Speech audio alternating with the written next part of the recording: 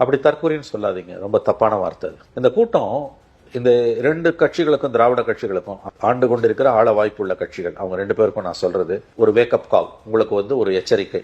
உங்க மீது இருக்கக்கூடிய அதிருப்தி தான் இப்படிப்பட்ட கூட்டமாக திரளுகிறது. சாரி, இது ஒரு இன்ஆர்கானிக்கா நீங்க அரேஞ்ச் பண்றீங்க. நீங்க விஜய்க்கு இருக்கக்கூடிய செல்வாக்கோடு இதெல்லாம் நீங்க ஒப்பிடவே முடியாது. இயற்கையா நான் அப்படி பார்க்கல. இது இயற்கையான ஒரு உணர்வுன்னு நான் பார்க்கல.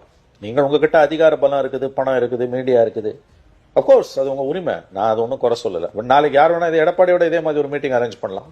ஆனால் இதெல்லாம் அரேஞ்ச் பண்ணணும். விஜய்க்கு நீங்க பண்றீங்கன்னா அது தானா வரும். அப்படி பேசக்கூடிய திமுக நண்பர்களை பார்த்து நாம் ஒரே ஒரு கேள்வி தான் கேட்கணும். ஐயா, உங்க வீட்டில் இருக்கக்கூடிய இளைஞர்கள், உங்க மகள், மகன், பேரன், பேத்திகள் யாருக்கு ஓட்டு போடுவாங்கன்னு உங்க மனசாட்சியை தொட்டு சொல்லுங்கன்னு கேட்டா அவர்கள் வாயெடுத்து போவார்கள்.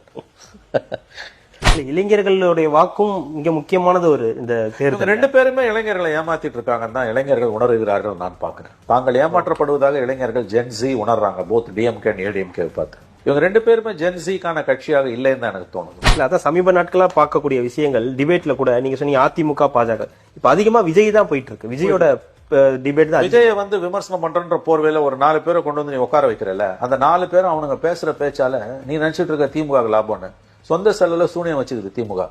அவன் விஜய்க்கான வாக்கு வங்கிய கூட்டுறான். திமுக சார்பா பேசக்கூடிய, விஜயை விமர்சிக்கக்கூடிய நண்பர்கள் ஒரு தடவை வாயை திறந்தாங்கன்னா ஒரு 50,000 ஓட்டுல இருந்து 1 லட்சம் ஓட்டு விஜய்க்கு கூடுது. திமுகவால போஷிக்கப்பட்டு தாவேக்காக்கு இவர்கள் பிரச்சாரம் செய்து கொண்டிருக்கிறார்.